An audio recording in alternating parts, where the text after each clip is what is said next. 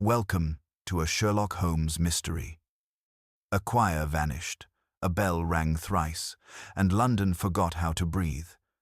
An underground symphony, a masked conductor, and a genius pushed to the edge. But before we begin, where are you listening from tonight? Tell us below. It was on the 23rd of December, in the year 1890, that I first perceived an uncharacteristic melancholy in my friend, Mr. Sherlock Holmes. The winter mist hung low over Baker Street, muffling the sound of distant carriage wheels and spreading a pale gloom through the window of our sitting room. Holmes sat motionless in his armchair, his long, lean fingers steepled beneath his chin. His gaze fixed upon the faint smoke curling from his pipe. Our hearth burned low, and the faint scent of pine drifted from the garland. Mrs. Hudson had hung over the mantel in a cheerful attempt to kindle some seasonal spirit. Yet, despite her efforts, the mood in the room was far from festive. Holmes, who generally regarded Christmas as an unnecessary interruption to his work, seemed more withdrawn than usual. He had refused invitations, ignored my efforts to engage him in conversation, and seemed entirely uninterested in the latest crimes reported by the morning papers. I was about to speak when a knock at the door startled us both. Mrs. Hudson entered, bearing an envelope of cream-colored paper sealed with a distinctive red wax crest, 2 crossed bells, under a crown. "It was brought by a gentleman in a cloak, sir," she said it was a matter of urgency. Holmes took the letter with a flicker of curiosity. "A crown and bells," he murmured. "Curious emblem royalty meets music. Let us see what melody this summons brings." He broke the seal and read in silence, the faintest tightening of his jaw betraying his interest. "Watson," he said, handing me the letter. "What do you make of this?" The note was written in elegant but hurried script. "Mr. Holmes, a grave incident has occurred at Eton Lodge, Surrey. 3 members of the King's College Carol Choir disappeared last night after performing at Lord Hargrave's annual Christmas gathering. No trace of them remains. Scotland Yard insists it is a prank or elopement, but I fear something far darker. Your immediate attendance is entreated. Lady Agatha Hargrave." I looked up in astonishment. 3 missing men students. At that, do you think foul play? Holmes rose, his lethargy forgotten. "My dear Watson, carolers do not vanish into thin air, nor do invitations arrive at my door with royal crests by coincidence. Pack your revolver and an overcoat. The night promises to be bitter." Within an hour, we were seated in a first-class carriage bound for Surrey. Holmes, in his Inverness cape, sat beside me in silence, gazing through the frosted window as the city's gaslights dwindled behind us. "You appear disturbed, Holmes," I ventured. "Not disturbed," Watson intrigued. "Lady Hargrave's wording is most deliberate. No trace of them remains, not they have not returned. There is an implication of erasure, of deliberate concealment, and then there is the crest." "The crown and bells?" "Precisely. A family symbol long associated with the Hargraves since the Tudor age. But she wrote on stationery that bears a more modern rendering, one seldom used by the family since the fire of 1874. Either Lady Agatha is careless, or someone wishes to appear as Lady Agatha." "You suspect forgery?" "I suspect everything, Watson, until the facts compel me otherwise." The train whistle shrieked through the snow-laden air, and I shivered at the thought that our holiday journey was bound for darkness. As we neared Surrey, Holmes leaned forward suddenly, his eyes glittering. "Tell me, Watson, what is the one thing that binds all Christmas gatherings, rich or poor, noble or common?" I thought a moment. "Music, I suppose." "Exactly," said Holmes softly. "And when music vanishes, Watson, it often leaves behind the silence of guilt." He turned back to the window. Somewhere beyond the mist, Eton Lodge awaited us, a house filled with wealth, secrets, and perhaps the echo of 3 voices silenced forever. The train rolled into the quiet Surrey station beneath a sky of unbroken grey. Snow had begun to fall in thick, silent flakes, coating the platform in a white veil that blurred lamplight into halos. Holmes and I stepped down, our breath fogging the air as we were met by a tall man in a dark overcoat, holding a lantern. His manner was deferential, though his eyes flickered nervously from side to side. "Mr. Holmes, Dr. Watson, I presume," he said, bowing slightly. "I am Wilkes, Lady Hargrave's butler. Her ladyship has been expecting you. The carriage awaits." Holmes nodded, glancing briefly at the man's boots before replying. "You came from the house directly, Wilkes?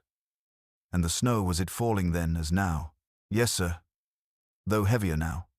I left the house 8:15. "Curious," murmured Holmes, stepping into the carriage. "For your boots show not an hour's accumulation of snow upon the toes. You have wiped them since leaving the house." "Why?" Wilkes hesitated, his lantern trembling slightly. "The road from the lodge is treacherous, sir. I paused at the stable gate to brush them clean before entering your sight. A matter of habit, sir." "Indeed," Holmes said softly, but his sharp gaze lingered on the man's face for a long moment before turning away. The journey to Eton Lodge took scarcely 15 minutes, yet the atmosphere seemed to darken with each passing furlong. Through the fogged window I glimpsed the faint outlines of hedgerows, frozen ponds, and the occasional distant glimmer of a farmhouse light. At last, the road curved sharply and revealed the house itself, a grand Georgian manor of pale stone, its windows dim and its long facade half shrouded by ivy and frost. We entered through a wide oak doorway into a hall lit by a single chandelier, its candles trembling faintly in the draught. Lady Agatha Hargrave rose from a settee as we were announced, her figure tall and commanding despite her evident distress. She was wrapped in dark velvet trimmed with ermine, and her silver hair gleamed beneath the lamplight. "Mr. Holmes, I am most grateful," she said, extending a slender hand. "Scotland Yard dismisses me as a fretful old woman, but I know something dreadful has occurred. The young men who sang here last night, James Whitby, Harold Kent, and Lionel Pierce, vanished before dawn. They left behind their music, their coats, even their carriage. Nothing remains." Holmes inclined his head. "Tell me, Lady Hargrave, what time were they last seen?" "Near midnight." The choir had finished their carols, and we were gathered for supper. I retired soon after, but my housekeeper swears she heard singing again faintly, as though from the courtyard an hour later. When morning came, the three were gone. Holmes' gaze drifted to the mantel, where an ornate clock ticked softly. "Did you hear this music yourself?" "I did not. But the servants insist it was their voices, those same hymns they had sung at supper. They said the air was 'God rest ye merry, gentlemen.'" Her voice trembled on the words.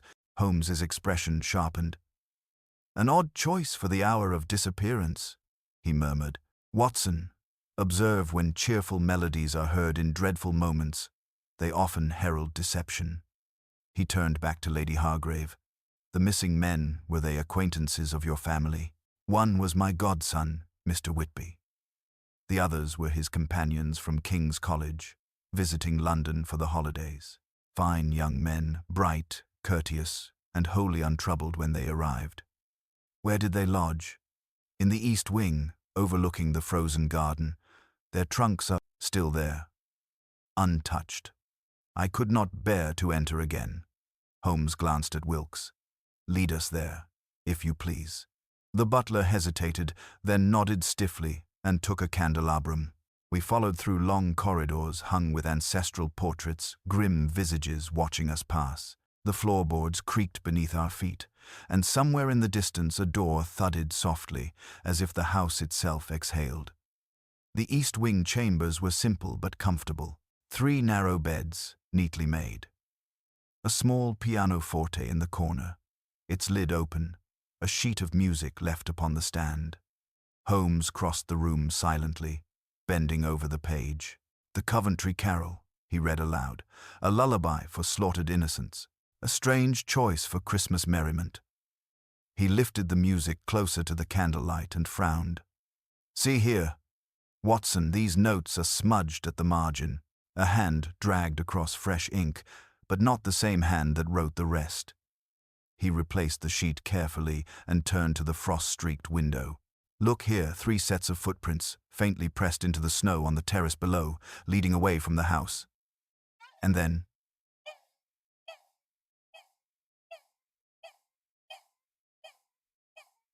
indeed, the tracks ended abruptly in the whiteness, as if the carolers had stepped off into the air itself. Holmes straightened, his eyes glinting. We are not dealing with a simple disappearance, Watson. Something or someone wished to make it appear impossible. The footprints, the music, the timing, each a note in a darker composition. The question is, who conducted it? His voice fell to a whisper, heavy with anticipation. And more pressing still, why did they choose Christmas Eve? Holmes lingered by the window, his sharp profile illuminated by the faint reflection of the candle flame. Outside, the wind howled over the frozen lawn, rattling the panes. 3 sets of prints, he murmured. And yet, no return, no disturbance, no sign of struggle. Remarkable. Watson, what do you observe? I bent forward, peering at the faint depressions in the snow. They're evenly spaced men walking side by side, perhaps after their performance. But I can't fathom how the tracks end so suddenly. The snow has been falling since last night. Surely the remainder was simply covered? Holmes shook his head. The depth of the snow beyond the last imprint is identical.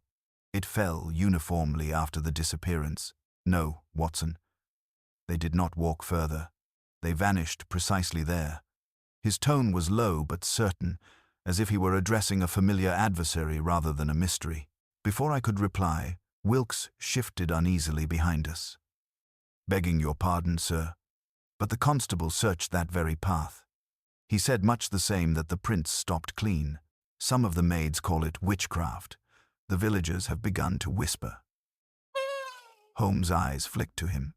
Whispering is the first refuge of ignorance, Wilkes. But tell me, did the constable notice anything else? Anything at all unusual? The butler hesitated. Only that a small bell was found on the terrace, sir. One of those they hang from the carolers' sashes, perhaps. Lady Hargrave keeps it locked in her study now. Holmes' expression sharpened, as though a note had struck within him. A bell, you say? Fetch it. At once. When the butler had gone, Holmes crossed to the pianoforte again, his gloved fingers brushing the keys. The sound that escaped was soft and discordant. Out of tune, he muttered. The upper octaves are sharp by nearly half a tone. Either neglect or... He stopped abruptly, his eyes narrowing. Holmes? I asked. Or deliberate tampering? See the faint dusting upon the strings, Watson. Coal soot, likely from a glove or sleeve. Whoever played last did so after handling something soiled, something from below stairs or from the stable. A knock interrupted him. Wilkes re-entered, bearing a small velvet pouch. He handed it to Holmes, who untied the cord and tipped a silver bell into his palm. It gleamed faintly, engraved with the same crossed bell's crest we had seen on Lady Hargrave's letter. Not a caroller's trinket, Holmes said softly. This is bespoke, handcrafted, perhaps even a family heirloom. Note the engraving to M.H. 1879. Curious. I shall require the names of all who have ever lived at Eton Lodge since that date. Wilkes looked visibly uncomfortable. That would be a long list, sir. But Lady Hargrave may recall most. Indeed she shall, Holmes said curtly. Watson, note the bell's interior. The clapper is missing. Removed deliberately, I should think. Bells that cannot ring often belong to houses that prefer silence. We left the east wing, the shadows stretching long behind us as we returned to the main hall. Holmes walked briskly, his thoughts evidently racing ahead of us. He paused by a portrait halfway down the staircase, a man in hunting garb, eyes dark and piercing even through the varnish of age. Who is this, Wilkes? Holmes asked without turning. Sir Malcolm Hargrave, milord's father. He perished in the fire of '74, when much of the West Wing was destroyed. A great collector of music boxes. If the stories be true. Music boxes, Holmes repeated softly. Yes, I believe I begin to hear the melody. Lady Agatha awaited us in the drawing room, seated near the hearth, her hands clasped tightly around a handkerchief. Holmes bowed lightly before placing the bell upon the table. "This was found upon the terrace, I believe," she started. "You've seen it?" "Yes. Poor James must have dropped it. He was always fond of trinkets." "Why, he admired my husband's old Christmas bell collection just last night." "Collection?" Holmes's tone was deceptively mild. "In the library," she said. "Dozens of them. Each different.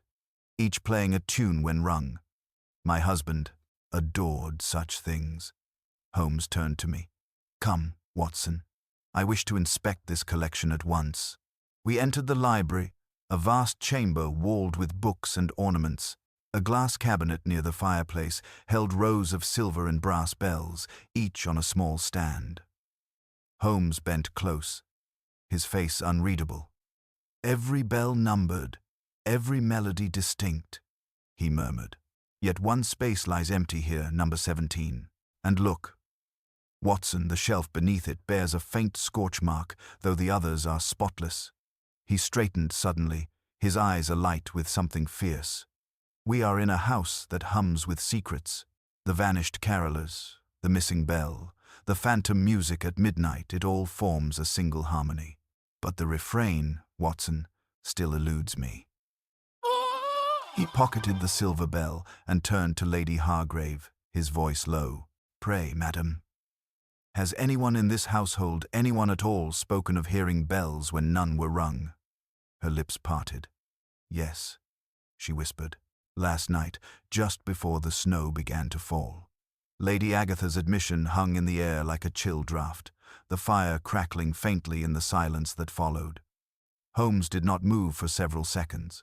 He merely regarded her with that intense stillness I had come to know, an unspoken calculation unfolding behind those grey eyes. "You heard the bells, madam?" he asked finally, his voice calm but piercing.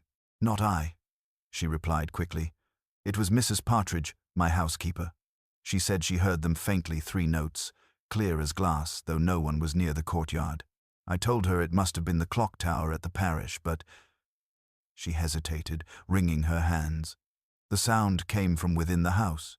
Holmes' gaze flicked toward the ceiling. "From within, you say? Remarkable. Tell me, where precisely was Mrs. Partridge at the time?" "In the servants' passage by the east wing staircase," she said. "She had gone to check that the fires were low before retiring." Holmes nodded absently, then turned to me. "Watson, fetch your revolver before we continue our tour. There's a malign intelligence at work here, and I would not have us caught unawares." We left Lady Hargrave to the uneasy glow of the drawing room and made our way through the dim corridors. The candles along the passage sputtered and hissed in the draughts, and the house seemed alive with faint creaks and sighs. Holmes moved with deliberate quiet, pausing often to study the floorboards or walls, occasionally crouching to trace some mark invisible to my eyes. At length, we came upon the narrow stair that led to the servants' passage. Holmes raised his lantern. "Note the dust upon these steps, Watson.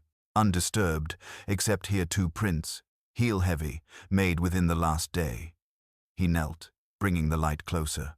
"Size 8, sharp sole edges, foreign make, perhaps German, unusual for domestic staff. Wilkes, do any of your footmen wear imported boots?" The butler, who had followed at a respectful distance, swallowed visibly. "No, sir. All wear standard issue from the Surrey cobbler. None foreign." "Then we have an intruder who either serves within these walls or moves among them unseen," Holmes said gravely. We descended the passage, the air growing colder as we neared the end. The flicker of the lantern revealed a low door, bolted from our side. Holmes unlatched it and stepped into what appeared to be a disused chapel, stone walls, an altar draped in dust, and stained glass windows depicting saints half faded by time. But what drew my attention most was the peculiar sight near the altar, a circle of silver bells, each about the size of an apple, laid evenly upon the floor. "Good heavens," I murmured. "What on earth?" Holmes motioned for silence. He approached the circle slowly, eyes darting over the ground.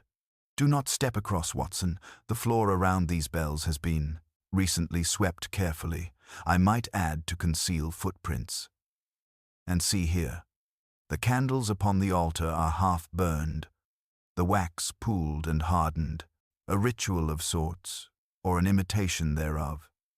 He bent to examine one of the bells, identical to the missing piece from Lady Hargrave's library set, number 17. "You believe someone brought it here deliberately?" I asked. "Undoubtedly. But the purpose?" He trailed off, lifting the bell to his ear. "Curious. This one still has its clapper. When struck, it emits a tone slightly flat compared to its twins. A dissonance, an intentional discord. Watson, this circle was meant to be heard, not seen." At that moment, a faint sound echoed through the passage, a whisper, or perhaps a breath carried by the wind. Wilkes started and nearly dropped his lantern. Holmes froze. Listening, the sound came again, clearer this time. 3 soft chimes, perfectly spaced, as though some invisible hand had struck the air itself. The butler made the sign of the cross. "Merciful Lord, it's them, the boys. That's what we heard last night." Holmes extinguished the lantern, plunging us into near darkness. "Quiet, man. There's no spirit here, only strategy." We waited, the silence thick as frost. Then, faintly, I heard the unmistakable creak of a door somewhere behind the chapel. Holmes moved swiftly, his steps soundless. He pushed open a side door leading into what must once have been a vestry. The stale air within reeked faintly of oil and soot. In the lantern's rekindled glow, we saw a strange contraption against the far wall, a set of pipes, thin wires, and a small bellows apparatus ingeniously arranged to strike hidden bells in timed sequence. "Remarkable," Holmes whispered, crouching to inspect it. "A mechanical illusion, Watson. Someone has wired these pipes through the chapel wall. The bells ring from elsewhere, perhaps triggered remotely." He straightened, his face alight with grim satisfaction. This house was meant to sing long after the carolers were gone. We are dealing with a mind not content with murder, but with theater. Whoever constructed this wanted their crime to echo, to become legend. Wilkes trembled beside us. Then, the young men are truly dead?" Holmes' expression hardened. "I cannot yet say, but I assure you, the hand that silenced them is still here, among us. And before the snow melts from those vanished footprints, I intend to make them walk again." Holmes wasted no time dismantling the contraption. His hands moved deftly, separating wires and valves with a surgeon's care, while I watched in uneasy silence. "Ingenious," he muttered. "Whoever fashioned this was well versed in acoustics, perhaps even trained in musical engineering. Observe how the pipes are tuned to mimic distance, giving the illusion that the bells sound from the courtyard rather than this concealed chamber." He drew a small notebook from his coat and began sketching the mechanism. "Watson, we must determine who within this house or near it possesses such technical knowledge. A clumsy hand could not have achieved this precision." "The carolers themselves, perhaps?" I suggested. "They were musicians." "Indeed," Holmes said quietly. "Which raises the question, did one of them build it, or did someone compel them to?" We returned through the passage to the main hall, where the scent of smoke and pine mingled uneasily with the chill air. Lady Hargrave awaited us at the foot of the staircase, pale and anxious. "Mr. Holmes," she said, "Wilkes tells me you've found something dreadful in the old chapel. I beg you, what does it mean?" Holmes bowed slightly. "It means, madam, that your house has been used as an instrument quite literally. The bells you heard were not spectral, but contrived, a hidden device designed to replicate the sound of your late husband's collection." Her eyes, widened. Then, someone within these walls? Yes, Holmes interrupted softly. Someone with both access and skill. Tell me, who among your guests last night had a particular interest in music? Beyond the choir, that is. She pressed a hand to her temple, thinking. Well, there was Professor Ellery, my husband's old friend. He taught acoustics at the Royal Academy. A reserved man, brilliant but eccentric. He left early, just before the carolers vanished. Holmes's gaze sharpened. Early, you say? Did anyone see him depart? I believe Wilkes did, she replied uncertainly. The butler, standing nearby, paled under Holmes's sudden scrutiny. Ah, yes, sir. I walked the professor to his carriage myself. He said the cold was worsening his cough. Did the wheels leave prints in the snow? Wilkes faltered. No, sir. The snowfall had already covered the drive. Holmes gave a small, humorless smile. Convenient weather for a disappearance. He motioned for me to follow him into the library again. The fire had burned low, casting long shadows across the shelves. Holmes crossed to the window and studied the frost-crusted glass. Watson, we must confirm whether this Professor Ellery ever reached London. If not, he may have never left the grounds. He turned abruptly, his eyes gleaming. You recall the footprints ending mid-step on the terrace? Suppose our vanished carolers were not leaving the house, but walking toward something concealed, a hatch, perhaps, or a trapdoor beneath the snow. Their disappearance was no act of magic, it was engineering. Without waiting for my reply, he strode to the door. Fetch Wilkes. We are going back to the terrace. The night was bitter when we stepped outside once more. Snow glittered under the moonlight, and the only sound was the crunch of our boots. Holmes knelt where the footprints had ended and brushed away the top layer of snow with his glove. Beneath, a faint line of iron gleamed. Ha! He cried softly. As I suspected, an access grate, cleverly concealed. He pried it open with his walking stick. A gust of cold, damp air rose from below. The old servant's coal chute. Long forgotten. Let us see where it leads. We descended one at a time, Wilkes trembling visibly as he followed. The narrow shaft opened into a brick corridor running beneath the east wing. Holmes led the way.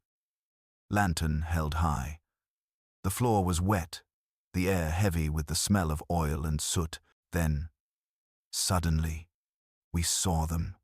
3 cloaks lay folded neatly against the wall, each bearing the embroidered emblem of King's College Choir. Nearby, a pair of spectacles bent. One lens cracked rested beside a small, ornate key. Holmes knelt, his expression grave.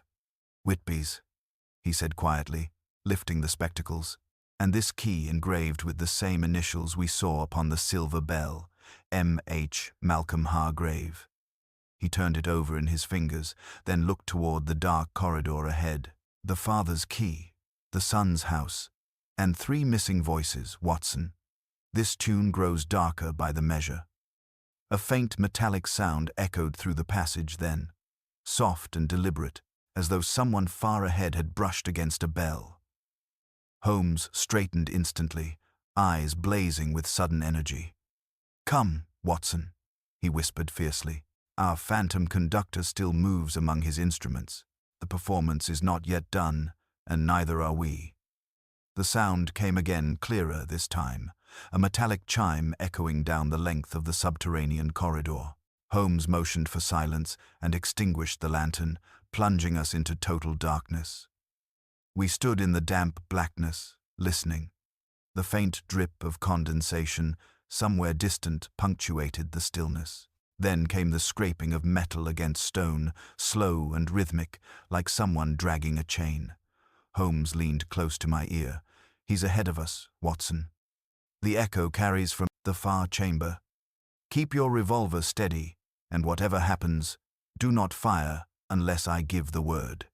We advanced cautiously, feeling our way along the rough wall until a faint glow appeared ahead, a dim orange shimmer flickering through the cracks of a half-open door.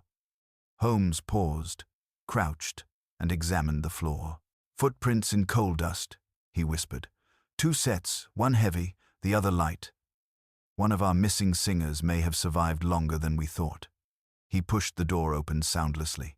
The chamber beyond was low and vaulted, once part of the old servant cellars. In its center stood a strange contrivance of iron rods, bell wires, and tuning forks arranged around a single wooden chair. Beside it lay a tangle of robes, 3 of them, their collars stained dark. And there, half slumped across the apparatus, was a man with grey hair and hollow cheeks, his spectacles broken across his nose. "Professor Ellery," I breathed. Holmes crossed swiftly to the body, felt for a pulse, and shook his head. "Dead not more than an hour. Strangled, though not by rope, see the bruising, fine and even. A garrote of wire." He touched the edge of the machine. "And this, Watson, this is his masterpiece. A resonant amplifier. It magnifies the frequency of the bells throughout the house." I shuddered, gazing at the lifeless man. Then he was behind the illusions? "Partially," Holmes said grimly. "Ellery was a craftsman, not a killer. Look there, the final page of his notes, still clutched in his hand." He pried it free and read in a low voice. "The harmony complete, 3 voices to seal the tone. Midnight shall unveil the pure chord." Holmes looked up sharply. Good Lord. He believed he was composing a human symphony. 3 singers, 3 pitches, each silenced at the final note. The man was a madman. At that instant, a cold draught swept through the corridor, and the bells overhead began to tremble faintly, as though brushed by unseen fingers. Holmes's eyes darted upward. "He's still here, Watson, not Ellery, but the one who used him. Quickly, light the lantern."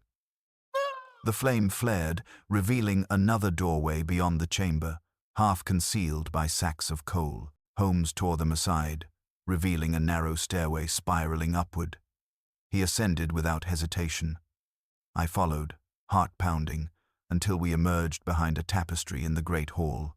The house was silent except for the ticking of the mantel clock, but near the library a shadow moved swift and deliberate.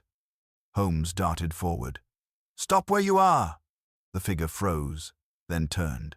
It was Wilkes, the butler. His normally impassive face contorted with something between fear and fury. In his hand glinted a length of wire. "So it was you," Holmes said quietly. "You who helped Ellery bring his infernal machine to life." The butler's voice trembled. "You don't understand. The professor promised it would restore the Hargrave legacy. The bells were the family's pride. Sir Malcolm's work destroyed by the fire. Ellery said he could make them sing again, if only he had the right tones. The boys, he needed their voices." Holmes stepped closer. "And when he failed, you silenced him to protect yourself. But tell me what became of the carolers." Wilkes's composure shattered. He backed against the wall, shaking his head. "They wouldn't stay still. They heard the sounds, thought it was ghosts. The professor said he could calm them, just one more note, and then they stopped singing. I swear I didn't mean to." Holmes seized him by the wrist. "Enough. Where are they?" Wilkes' gaze flicked toward the floorboards. Holmes followed it, then thrust aside the hearthrug to reveal a trapdoor's outline. With a swift motion, he pried it open. A rush of cold, stale air rose from below. Within the small chamber beneath, by the dim light of the lantern, we saw them, the 3 missing carolers, seated side by side as though mid-rehearsal, their faces peaceful, their throats marked with the same cruel garrote lines. Holmes exhaled slowly, his expression unreadable. "The professor's composition is complete," he murmured. 3 voices stilled to preserve a single sound. He turned to Wilkes, whose face was ashen. "You wished to make the bells sing again. Instead, you made the house forever silent." Wilkes dropped to his knees, sobbing. Holmes said nothing further, merely replaced the trapdoor and drew his coat tight. Outside, the wind rose, carrying faintly what might have been the echo of distant carols, or perhaps only the memory of them. When we left Eaton Lodge at dawn, The snow was still falling. Holmes did not speak until the train began its slow return to London.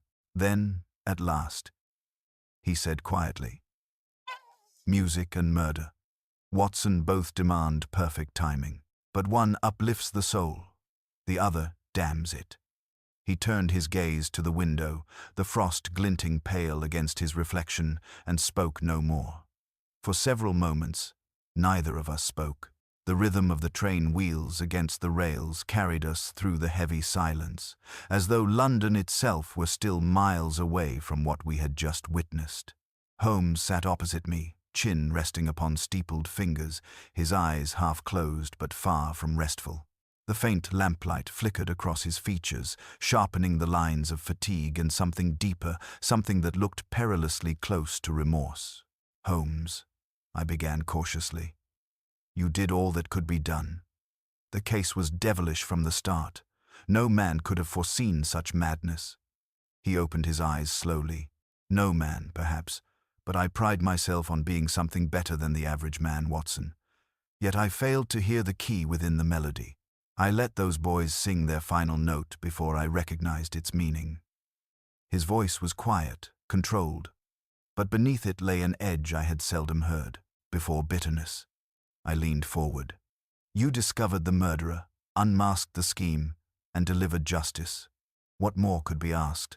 Holmes's eyes moved to the window, where the snow blurred past in streaks of white and shadow. "Justice? Yes, but truth eludes even the keenest ear when the tune is incomplete." There was a fourth voice. "Watson." I stared. "A fourth?" He nodded. The professor's notes mentioned 3 voices to seal the tone, but his drafts, found within the cellar, contain markings for 4 distinct ranges. The harmony was meant for a quartet. One singer was never found among the dead. A shiver went through me. Then one escaped, or was never meant to die? Holmes replied grimly. Ellery was obsessed with perfect resonance. To achieve it, he needed equilibrium. If 3 died, one must live to carry the note, to bear the melody forward. He turned his gaze to me fully now. "And that, my dear Watson, troubles me more than the crime itself." Before I could respond, the train slowed with a screech of brakes as we entered the outskirts of London. Gas lamps flickered beyond the fogged glass, and the muffled shouts of porters echoed along the platform. Holmes rose without another word, his long coat swirling around him as he stepped into the misted air. I followed, still grappling with his revelation. Back at Baker Street, Mrs. Hudson greeted us with relief, bustling about with tea and a scolding about our holiday madness. Holmes paid her no mind. He moved directly to the mantel, where he set the small silver bell, the one from Eton Lodge, upon the shelf beside his violin. For a moment, he simply stared at it. "That bell, Watson," he murmured at last, "was not meant merely as ornament. It was tuned deliberately to the professor's frequency. A signal, perhaps. The missing clapper, its absence, renders the tone incomplete, much like the missing voice." He lifted his violin, drew the bow across the strings, and matched a note against the bell's hollow resonance. The 2 tones produced a faint harmonic vibration that lingered in the air longer than they should have. He lowered the instrument slowly. "Do you hear it? That is not coincidence. Someone, perhaps Ellery's accomplice, designed this bell as a transmitter. A faint resonance could travel through the walls of that accursed house. It was communication, not music." "You believe the accomplice might still be alive?" I asked. "I believe," Holmes said softly, "that the performance is not yet concluded." As he spoke, a carriage rumbled past outside, its wheels hissing through the wet snow. Then, faintly, almost imperceptibly, a sound drifted through the fog beyond the window. 3 soft notes, perfectly spaced, echoing the chime we had heard beneath Eton Lodge. Holmes froze. The violin bow slipped from his hand. "Watson," he said, his voice low, "those tones are identical, same pitch, same sequence." He stepped to the window, flung it open, and peered into the mist. The street was deserted, save for the gas lamps glowing weakly against the snow. The sound had vanished. He turned back to me, and though his features remained composed, I saw the flicker of something I had never witnessed before in him, unease. The signal followed us here, either by design or by fate. The melody continues. I forced a laugh I did not feel. Surely it was an echo, a carriage bell. Nothing more. Holmes did not answer. He picked up the silver bell once more and studied it in the lamplight. You may call it coincidence, my dear fellow, but I have learned to distrust coincidences that arrive in perfect pitch. He placed the bell down again, gently this time, and turned toward the hearth. Perhaps I am mistaken, he said at last, though the words rang hollow. Perhaps the music is finished. Outside, the snow deepened, softening every sound. But as the clock struck midnight, faint chime 4 notes. This time drifted through Baker Street, and Holmes's eyes opened wide. He did not move, did not speak. He merely listened, as though hearing the return of a haunting refrain he could neither escape nor forget. And for the first time in all my years beside him, I saw Sherlock Holmes look afraid. The haunting chime faded, yet its echo seemed to linger within the very walls of Baker Street. Holmes stood utterly motionless, his expression unreadable. The fire crackled weakly, casting long, shivering shadows across the sitting room. At last, he stirred, drawing a deep breath that seemed to pull him back from some private abyss. "Watson," he said quietly, "you heard it. Do not deny it." I hesitated. Yes, though it was faint, almost like the wind. Holmes's eyes glinted in the firelight. "The wind does not strike perfect fourths, my dear fellow." That was a signal, a deliberate sequence. Someone wishes to remind me that this case is not finished. He moved swiftly to his desk, rummaging through drawers until he produced a tuning fork, which he struck lightly against the bell. The note that followed was low, resonant, and unnatural in its persistence. "Extraordinary," he muttered. "The vibration is sustained far longer than metal of this size should allow. I suspected as much. There's a hidden cavity within, perhaps containing a resonant filament of some sort." He took a small knife and, with meticulous care, pried at the bell's inner rim. A faint click sounded, and a hidden compartment sprang open, revealing a tiny slip of parchment rolled into the hollow. Holmes drew it out with trembling fingers. "By heaven," I whispered. "What is it?" He unrolled it slowly, eyes scanning the cramped handwriting. "The fourth voice is not yet silent. When the bells of London toll thrice, the harmony shall be complete." He dropped the paper onto the desk, his expression grim. "Watson, this message could only have been placed there after we left Eton Lodge. Someone tampered with the bell while it was in transit." I felt a chill run through me. "But how?" "We kept it in your coat the entire journey." Holmes' face hardened. "Precisely why it disturbs me. Either I was observed, or someone near us knew of the bell's existence before we ever discovered it. Someone with the precision and patience to remain unseen." He turned to the window once again, scanning the street. The fog had thickened, wrapping the lamplight in halos. From somewhere beyond, the sound of distant church bells drifted faintly through the mist. 2 deep tolls, slow and solemn. 2, Holmes murmured, and the note warns of 3. He strode to the mantel, seized his coat and hat, and turned toward me. "Come, Watson, we have little time. The 3rd toll may summon more than sound." We rushed out into the bitter night, the snow now falling in dense veils. Holmes hailed a cab, and within moments we were hurtling through the empty streets toward Westminster. The city was eerily still. The gaslights dimmed beneath the weight of snow, the air thick with the hush of approaching midnight. "Where are we going?" I asked over the rattle of wheels. "To the one place where every bell in London can be heard," he replied. "St. Michael's Tower. If our unseen composer intends to finish his harmony, that is where he shall strike his final note." The cab drew up before the ancient church, its spire looming ghost-like through the fog. We entered through the side door, Holmes's lantern cutting narrow paths of gold through the darkness. The nave was deserted, save for the faint hum of the great bells above. Holmes mounted the winding stair 2 steps at a time, his pace feverish. At the top, the belfry opened before us, a forest of ropes and wooden beams, the iron bells swaying gently in the cold wind. And there, beneath the largest bell, stood a man, cloaked in black, his face hidden beneath a hood. "Hold!" Holmes shouted. "Step away from that rope." The figure turned slowly, revealing pale features illuminated by the lantern's glow. It was not Wilkes, nor any man we had yet seen. It was a boy, no older than 20, his eyes wide and unearthly calm. "I had to finish the song," he said softly. "The professor showed me how. He said the 4th voice would make the bells sing forever."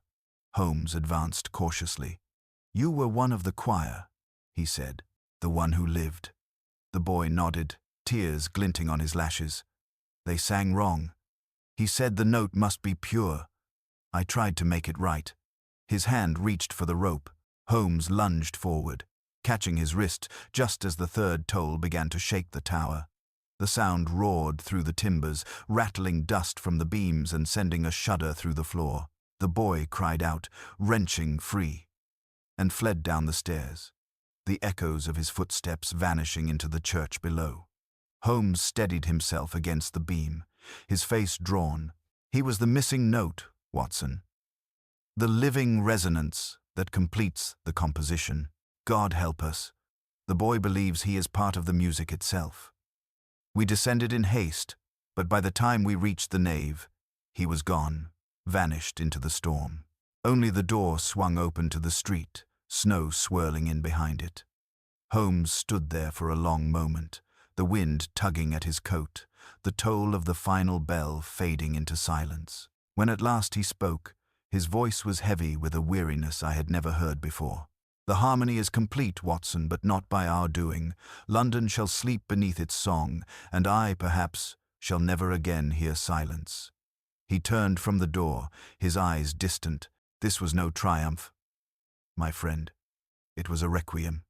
The snow continued for days after that night, heavy and relentless, wrapping London in a silence that seemed almost reverent. Yet within the stillness, something unspoken lingered.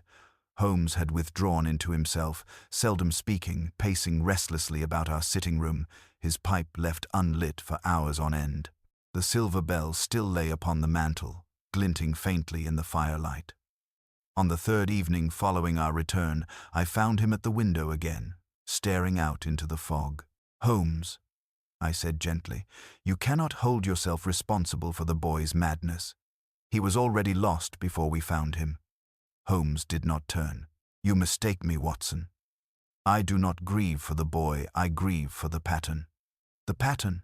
He faced me then, his eyes feverish. "The logic of events eludes final resolution. Every crime I have solved before this one ended in reason, a motive, a chain, a conclusion. But this is a symphony written in chaos. Every note has its place, and yet the composition continues beyond my hearing.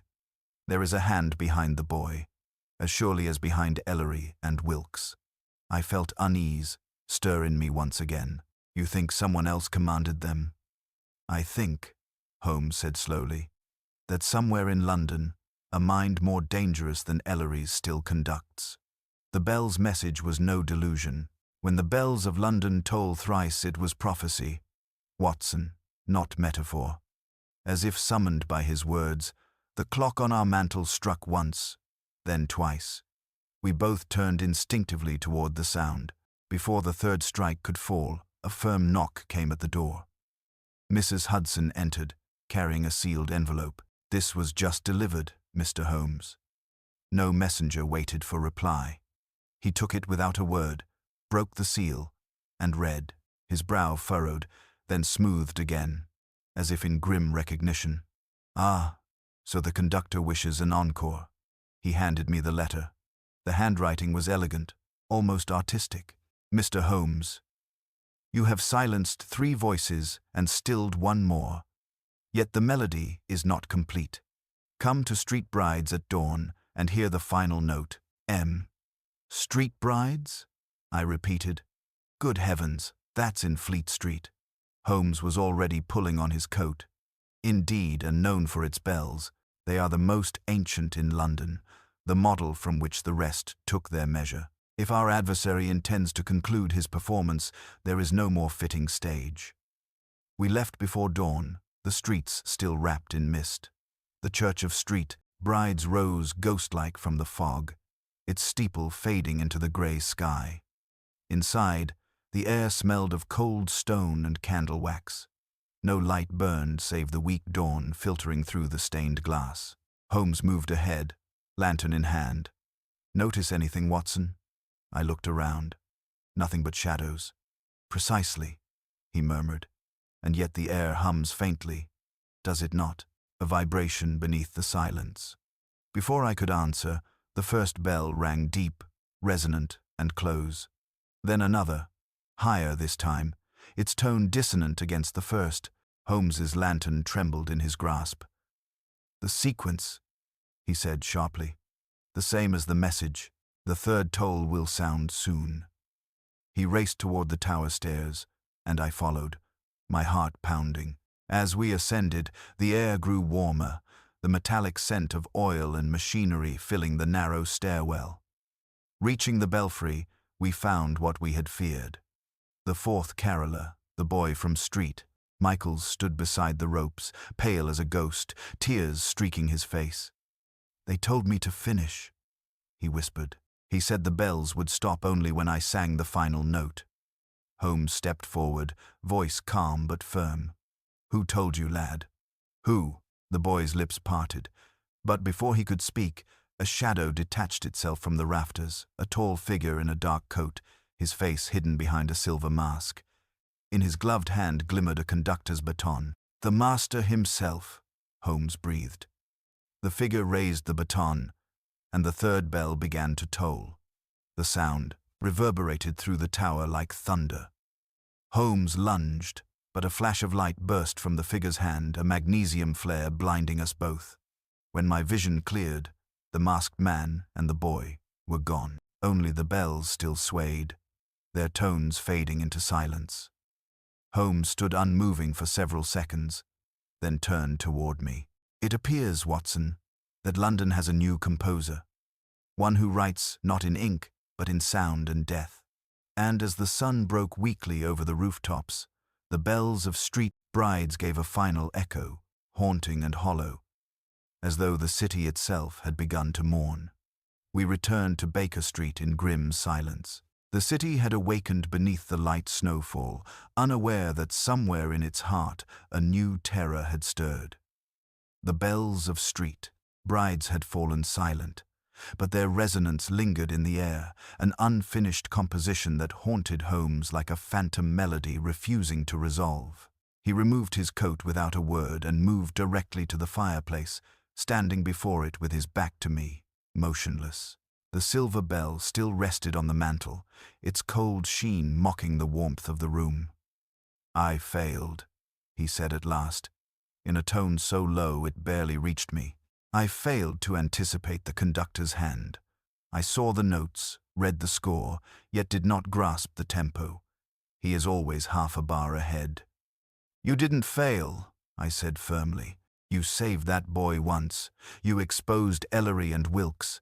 No one else could have unraveled this madness. Holmes turned. His eyes, normally sharp and calculating, now held something deeper, weariness. Yes, but also wonder. You think this is madness, Watson, but I begin to suspect something more deliberate. This man, the one in the mask, he is not merely a killer. He is a designer. Each movement of this case has followed a precise architecture, notes placed with care, timing executed with mathematical grace. He thinks in symphony. Do you know who he is? I asked. Holmes looked down at the bell again. No, but he knows me. That much is certain. He moved to his desk and retrieved the letter once more. The melody is not complete. Why reach out to me at all unless he desires an audience? No, Watson, this isn't over. He left that boy alive for a reason. The flair, the escape, it was theater. The boy must know more, I said. We must find him. Holmes nodded. He is the living note in this infernal composition. He knows the composer's rhythm. We must reach him before he is silenced permanently. He paced, the firelight dancing across the folds of his dressing gown. The mask. Silver, theatrical, and impersonal. Not merely to hide identity, but to create one. This man is writing a character, a myth. The maestro, I said slowly. A conductor not just of music, but of murder. Holmes stopped and looked at me, the faintest flicker of approval passing across his features. Precisely, Watson. And we must learn his next performance before it begins. I watched as he moved to the bookshelves, extracting a thick, leather-bound volume of operatic scores and placing it beside two grim case files, one marked Eton Lodge, the other Ellery. The implication was clear. Holmes intended to study the maestro's crimes not as a detective, but as a listener analyzing a fugue. For the next hour, Holmes worked in utter silence, sketching musical notations alongside maps of bell towers, historical timelines of London's Carillon network, and lists of past disappearances during holiday seasons. I assisted where I could, fetching records, tracking names through old ledgers. One particular entry caught my eye, an obituary dated exactly 5 years prior. Malcolm Hargrave, grandson of Sir Malcolm, presumed drowned. Body never recovered. Noted organist and composer. Age 24. Holmes, I said quietly, handing him the clipping. Could this be our masked man? He scanned it with interest, eyes narrowing. A descendant of the bell-obsessed Hargrave line. Presumed dead. Composer. He tapped the page. Too perfect to dismiss. And look, the date of death falls precisely 5 years before the first noted bell anomaly at Eton Lodge. Yes, Watson, this may be him, or at the very least, his ghost. A knock came then, sharp, rapid, urgent. Mrs. Hudson opened the door with a worried expression. A boy's just arrived. Soaked to the bone. Says he has a message for Mr. Holmes, but he won't speak to anyone else. Holmes and I exchanged a glance. He rose and followed her downstairs. Moments later, he returned, leading a trembling lad with red-rimmed eyes and bloodied knuckles. I ran. The boy gasped. He's coming. The maestro. He said I was out of tune. He said he'd finish me next. Holmes crouched beside him, his voice gentle. You're safe now. But I need to know everything. Every word he said. Every sound. The boy nodded, eyes wide. He plays, even when he's not near. The bells in my head, they never stop. Holmes stood, face pale. He's using resonance, Watson. Conditioning through sound. This boy, he's been turned into an instrument. And in that moment, as the boy wept quietly before the fire, Holmes turned to me, jaw set. This is no longer a case of murder, Watson. It is a war for the soul of the city. And London is being tuned to a killer's pitch. I said nothing, but deep within, I knew. This mystery had not concluded. It had only changed keys. The boy, his name was Lucas Shaw, remained at Baker Street under Holmes's strict protection. He spoke little, ate less, and often woke in the small hours, gasping, his fingers pressed against his ears as though trying to block out a sound only he could hear. Holmes tended to him in a manner I had rarely seen, gentle, deliberate, and without sarcasm. Yet I could tell the case had not left his mind. It gnawed at him. Every quiet moment another measure in an unfinished score. On the fourth evening, as snow patted softly against the window panes and the fire dwindled to embers, Holmes abruptly stood from his armchair and crossed to the map he had pinned above our mantel. Watson, he said, tapping the southern quadrant of the city. How many major bell towers lie along this stretch? I rose, peering over his shoulder. Street Saviours in Southwark.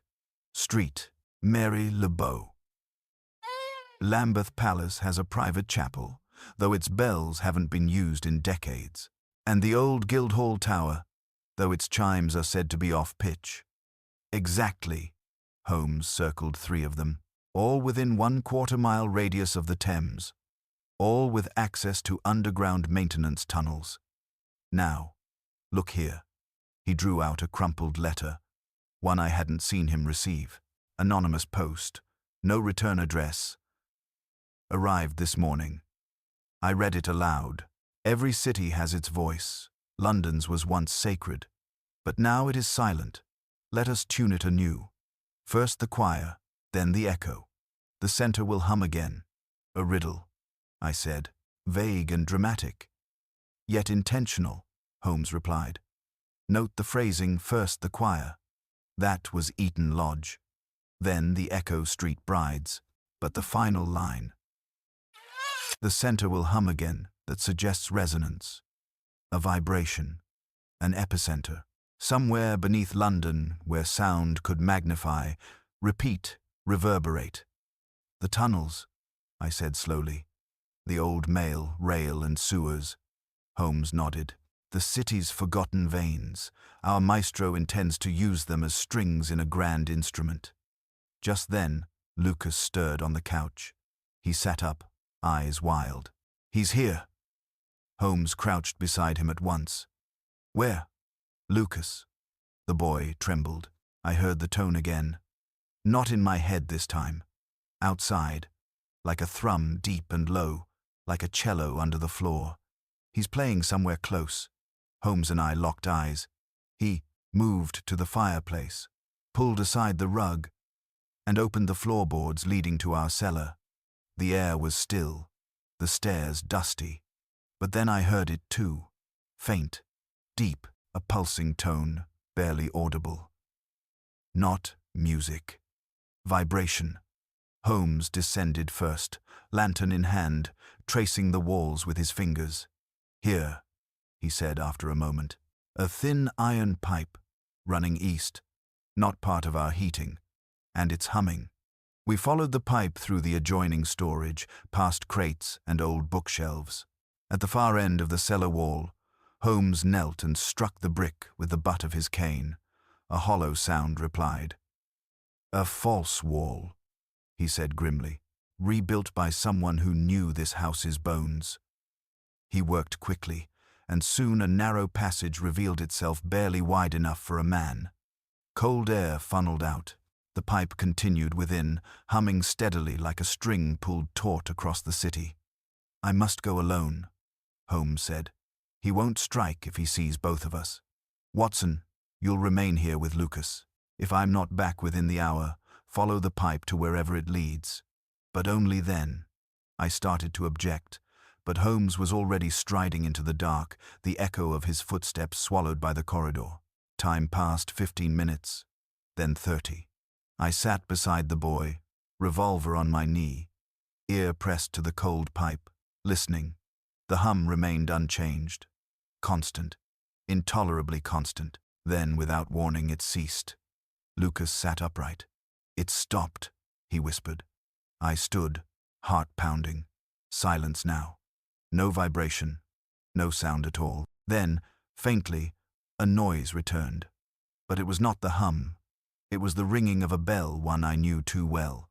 The silver bell on Holmes's mantel, except it was coming from beneath the floorboards, and it was tolling 3 times. I grabbed the lantern and revolver, turned to Lucas, and whispered, "Stay here." Then I followed the humorless pipe into the dark, praying I wasn't already too late.